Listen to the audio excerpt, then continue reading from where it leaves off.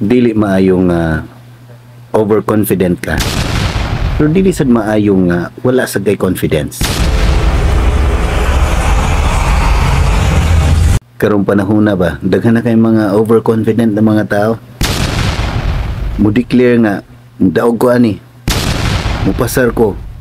O madawat ko sa kong gi-applyan bisag wala pa nagduwa. Layo pa ang duwa. Wala pa ang exam, layo pa ang exam. So, wala pa ang interview, layo pa ang interview. Moingon pa. Nagbalik na ko mag-celebrate ta. Sa una po, mga tao ay salig silang kagalingon.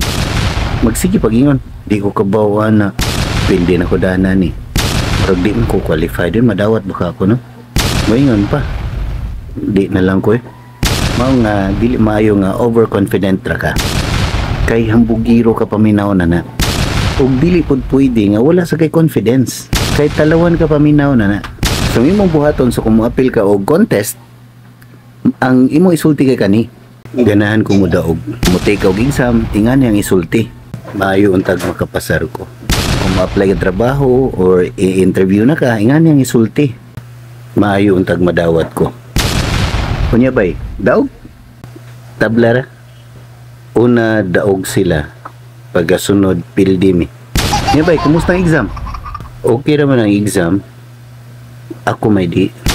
Kunya bay, kumusta ang interview? Sayo naman, pariha raman tanan tubag. Unsa day kasagaran tubag?